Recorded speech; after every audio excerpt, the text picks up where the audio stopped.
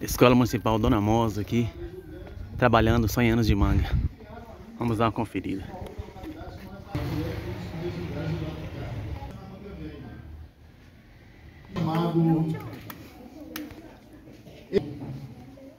Então até chegar, até acontecer a emancipação, outra manga que já existia.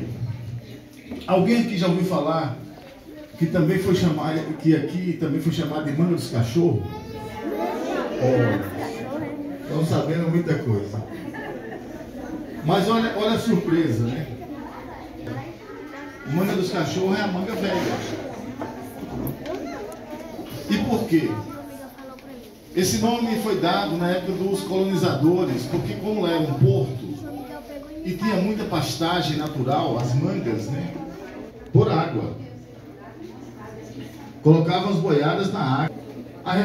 Alguém interpretou a comemorar os 100 anos de mangas. Como nós conhecemos aqui, perdeu o nome de Manga do Amador quando se tornava a sede do município naquela época, 100 anos atrás, entre a cidade. É a mesma coisa de cidade. Na época chamava Vila de Manga. Para isso vai ficar difícil, mas não quer dizer que o município passou a existir. No área, no dia 19 de outubro, número 1, que organiza o município, ela foi no dia 21 de outubro de 1924. Em 1931, ocorreu um evento aqui em Manga para comemorar o 7º aniversário de Manga. Isso foi registrado em uma ata, no prédio da prefeitura, que não é esta prefeitura aí, não é este prédio, né? É aquela outra lá embaixo, lá da Praça Walter França, aquele sobradozinho que tem lá. Ali foi a primeira prefeitura de Manga. E nesse evento, o prefeito era o Coronel Bem contou com a participação do alunado, professorado e alunado, que é muito interessante o registro. Como eles colocam lá na ata, e das pessoas gradas, banda filarmônica, então teve todo um evento para comemorar. Nada mais justo, porque 7 de setembro de 1923 foi quando foi promulgada a lei. Então começamos a comemorar agora, mas efetivamente concluímos a comemoração no ano que vem, no dia 19 de outubro. Bom, de lá para cá, Manga passou por muitas mudanças. Mudanças muito importantes. Por exemplo, em 1934 foi criado a Escola Estadual Presidente Olegário Maciel. Todo mundo conhece essa escola que tem aqui. E olha que prédio bonito tem ali, né? Um prédio histórico que se destacava já naquela época e continua se destacando no norte de Minas, né? Em 1936, 2 anos depois, foi criada a Companhia Manga.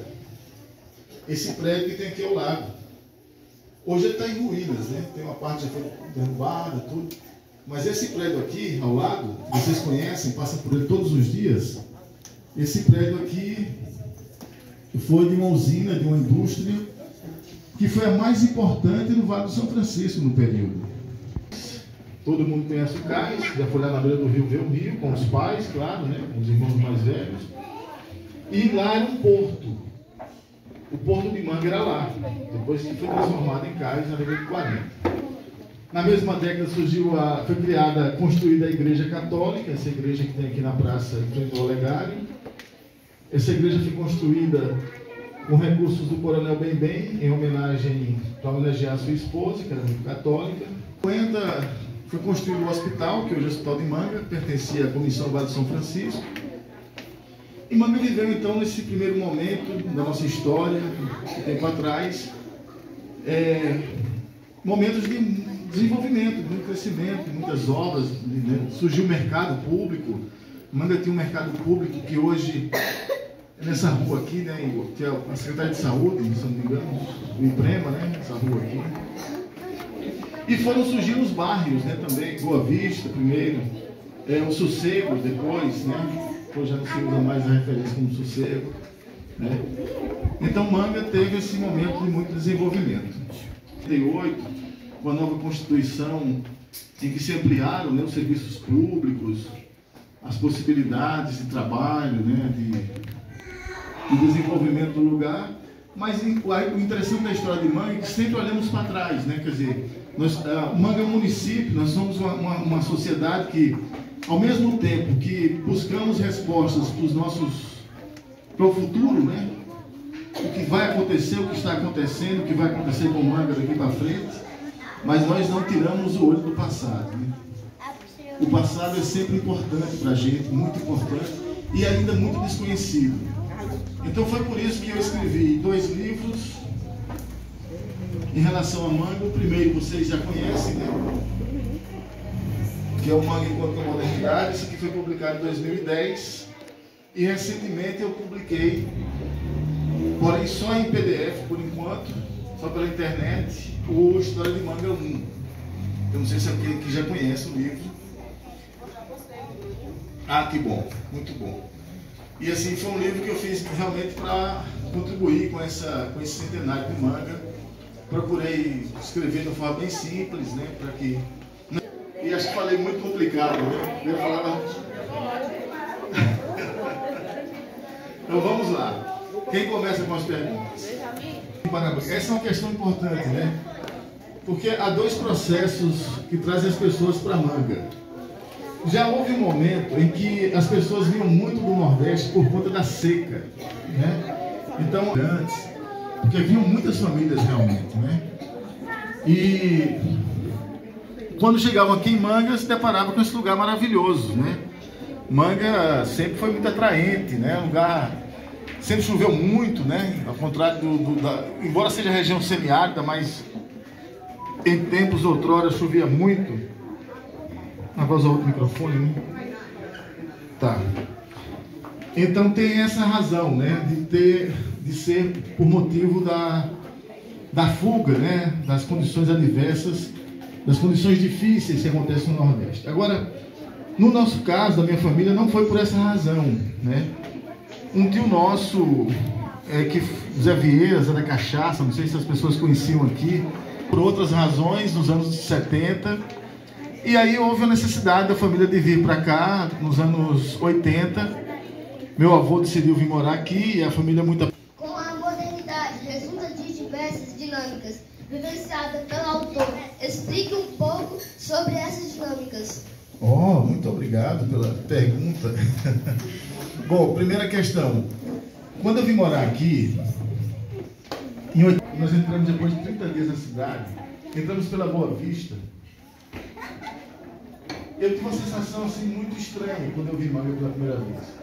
Porque era muito pequeno o lugar, bem diferente de Alagoas, uma arquitetura bem diferente.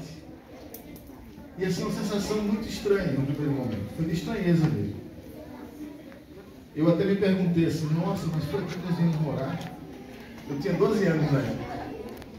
Nós em Manga, ainda bem que tem essa coisa humana muito forte. Então o acolhimento é muito forte. Rapidamente a gente estava integrado, a vizinhança toda, os colegas que nós temos amizade até hoje, sabe? Aquela coisa muito intensa. Não é assim é algo mágico mesmo, algo diferente, que não é comum em outros lugares. Então, rapidamente fui me adaptando. Mas aí sempre aquele drama, né? Os costumes daqui diferentes dos costumes de lá. E eu queria entender isso. Então quando eu me tornei historiador, em um dado momento eu tenho que entender por que tantos aspectos que parecem ser tradicionais, né, Manga encontra na modernidade. E aí eu comecei a entrevistar as pessoas para saber o porquê disso, né? E uma das primeiras entrevistas que eu fiz foi com o Manuel da Volta, o seu Manuel da Volta. Ele já faleceu, mas vocês conhecem ou não conhecem. E ele foi me contar, ele me mostrou lá um candeeiro de barro. E esse candeeiro todo mundo tinha em casa, segundo ele. Eles usavam algodão enrolado, né, fazer pavio, com azeite de mamona. Aí eu fui perguntando a ele, falou, não, todo mundo sabia fazer, todo mundo tinha o seu em casa. Isso aqui, mano, né? A tradição muito forte. Né? Suas pesquisas para a criação do livro, o senhor conheceu grandes personalidades manguenses. O que você aprendeu com elas? Nossa, que pergunta. Vocês estão caprichando na pergunta, querem me pegar mesmo.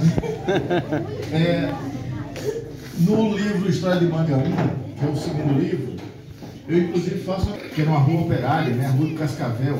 Ela que era Cascavel, na verdade. O nome Rua do Cascavel foi por conta dela. Ela contava com o maior orgulho sobre isso, era muito interessante. Ela que provocava as brigas, depois eu conto a história. E Dona Morena me falou uma certa vez de Crescência, que era uma senhora, foi escravizada inclusive, se eu não me engano em Diamantina, e ela fugia de lá e vinha para cá.